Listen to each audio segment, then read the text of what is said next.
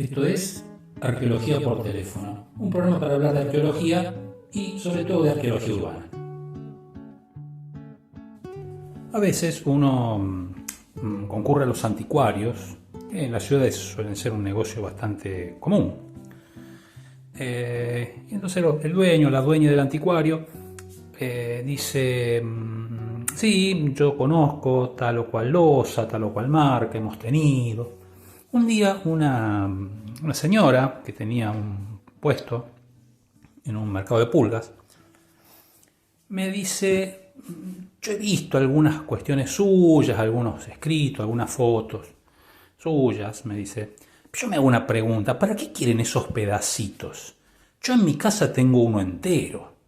Obviamente la señora se refería a una taza, a un plato que, bueno, encontramos un fragmento en un sitio arqueológico y nosotros teníamos el fragmento y ella tenía la taza o el plato entero. O sea, la pregunta era lógica y totalmente respetable. ¿Por qué ir a ese pedacito, a ese trocito, que en arqueología se llama en general fragmento o tiesto, es un nombre convencional? Ese fragmento es tan importante para nosotros, pudiendo ir a Mercado Libre, eBay, a Amazon y conseguir la pieza entera. La pregunta estaba planteada y me hizo pensar: ¿por qué? ¿Por qué? La cuestión es puramente relacional. El fragmento que nosotros encontramos de ese plato que la señora tenía entero, etcétera, etcétera, no está solo en el sitio arqueológico. Por empezar, nosotros buscamos quién lo usó al plato. La primera pregunta: ¿quién lo usó? ¿Es lo mismo que lo haya usado un obrero, que lo haya usado un ama de casa, que lo haya usado gente de la clase media alta? ¿Es lo mismo que ese fragmento esté cerca de una casa, o esté en un basural, o esté dentro de un predio ferroviario? ¿Es lo mismo?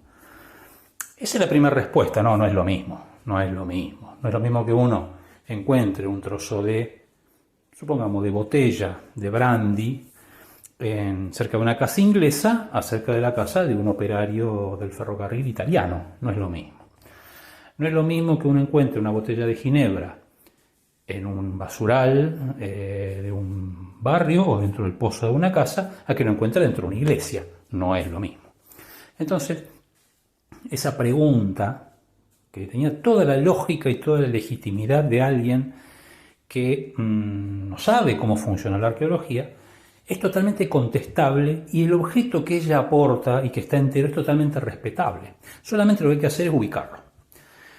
La pregunta que ella me hacía, que esta señora dueña de un anticuario se hacía, se puede responder de otra manera, y es una pena que sea con otra pregunta. La pregunta inmediata es: ¿de quién era esto? Esa es la pregunta que hay que hacer, porque si yo encuentro ese mismo plato roto en un basural, quiere decir que no lo uso más. Quiere decir que eso se arrojó, que se descartó. En cambio, señora, señor, el plato que esta señora tenía no se descartó.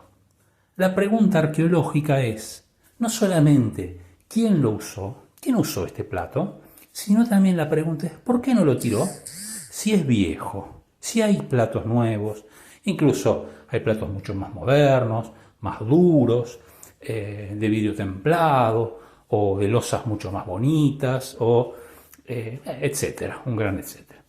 ¿Es porque se dejó de usar, que se conservó y se guardó y se olvidó? ¿Es porque por cuestiones estéticas se le puso un ganchito y se colgó de la pared? ¿Es porque ese plato entero significaba algo para alguien? Por ejemplo, el plato donde comió mi abuelo. Todas esas preguntas remiten a otra arqueología que no está enterrada. No está enterrada. Entonces, ¿nosotros qué tenemos que preguntar? Lo que nos pica. Tenemos que entender lo que nos causa picazón. Esa es la pregunta. Entonces, esta señora, con toda legitimidad, hizo una pregunta picante. Hizo una pregunta que mueve a una acción. Y eso es lo valioso de este tipo de preguntas. Quizás algunas colegas dirán: lo que esta señora preguntó, dice, de ignorante. La primera palabra, una palabra muy gruesa, de ignorante. No, señor, no, señora. La señora preguntó algo lógico. La señora preguntó algo concreto. Y no es demagogia, sino que es real. La señora preguntó algo. ¿Por qué lo preguntó? Porque siempre en un sistema comercial, capitalista, etc., lo entero vale más que lo roto. Lo que está en uso sirve más que la basura, cotiza mejor. Entonces, ¿era lógica o no era lógica la pregunta? No tiene la obligación la señora, obviamente, como nadie, no tiene la obligación de saber arqueología. No tiene la obligación de saber por qué nosotros buscamos fragmentos.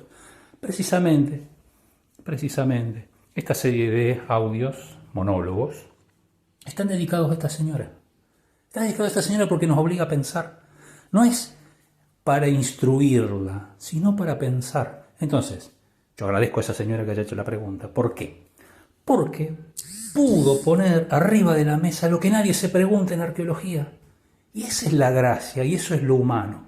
Hacernos preguntas que nadie se hace.